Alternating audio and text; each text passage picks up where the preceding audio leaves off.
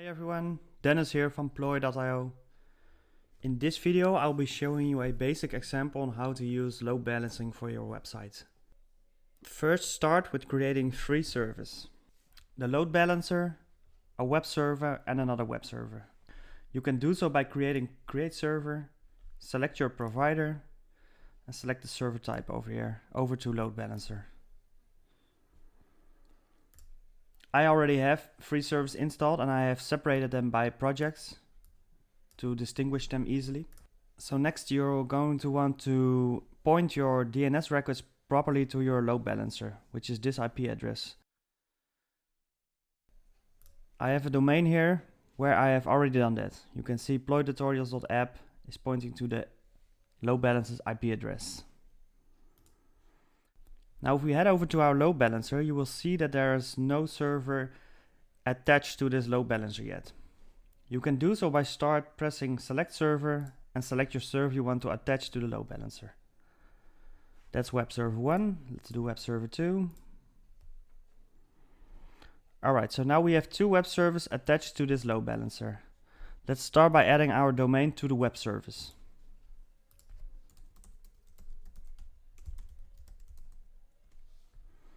And to another web server.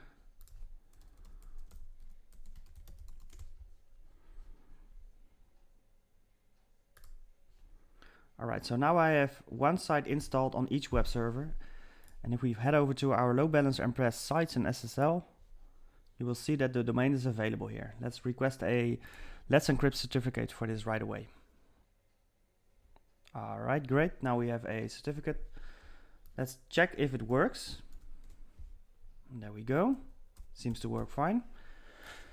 Now to know it is actually working and switching between these 2 web servers, I have created a little example for you to show so that you can see it is actually switching between the 2 web servers. Now let me quickly install the GitHub repository I have made available for everyone to use. It's in our Ploi GitHub load balancer example. Install repository, GitHub, install dependencies. Let's do the same for the other web server. Install repository, GitHub. There we go. As you can see, by the way, the log icon is also available if you request a SSL certificate through the load balancer. So you know it is being protected by a certificate. Let's see if it's done. Yes, this is done. Is the other one done? Yes. Alright, so now that both repositories have been installed, let me quickly rename the application on each differently. So this is Laravel, let me remove that. This is web server 1, save. Head over to another web server, this one, edit environment. Web server 2, save. Alright, so now if I would refresh this, a basic Laravel application would boot up and telling me which web server we are on. Right, web server 1, web server 2. Now if I keep refreshing, you can see it is switching between the 2 web servers each time. This is indicating that load balancing is now properly working. Now if we head over to the load balancing options, you can go over to your load balancer, press settings. You will see a balancing algorithm. You have 3 options here.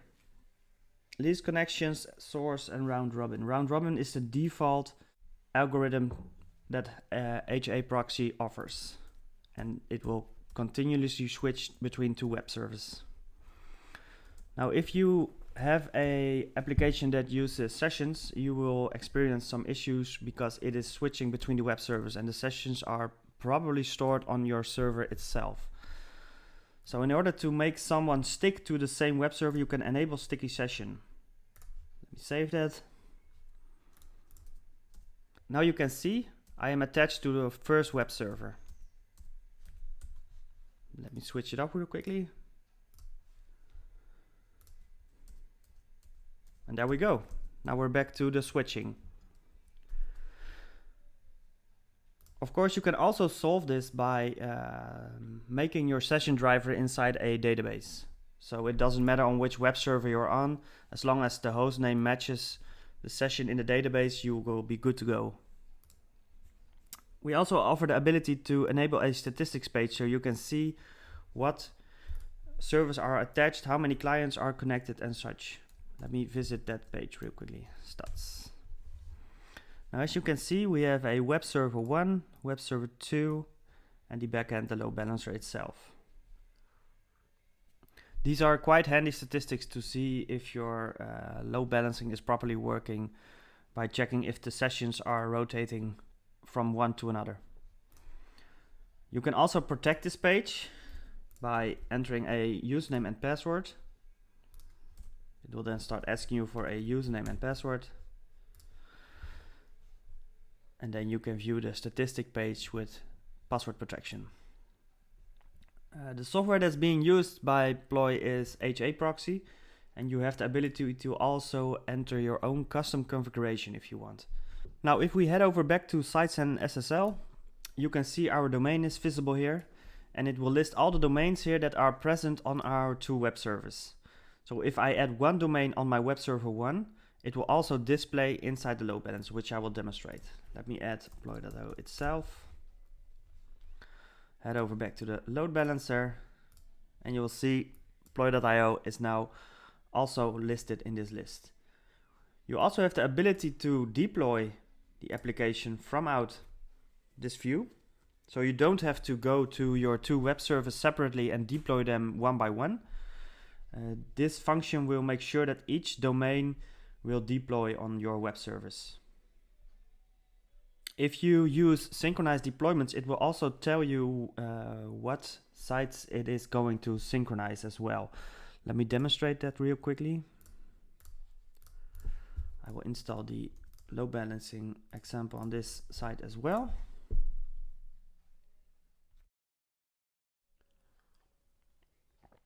There we go.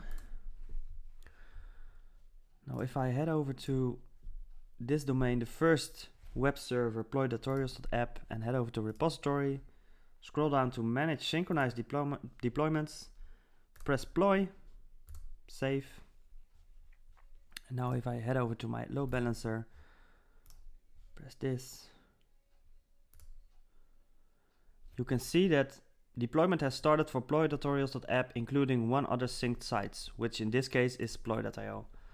So it will also tell you that if you have synchronized deployments for other sites, it will also deploy those. Besides that, if you want to do some maintenance or you have a web server that is not functioning properly, you also have the ability to disable it from the load balancer, so it will only stick to the second web server in this case, as you can see. And you will also see that it has been removed from the statistic page as well. So if I would have re-enabled it here, there we go. You can see it is back to the load balancer and it will start rotating again. And that's it. Thanks for watching, like and subscribe, and I will see you in the next one.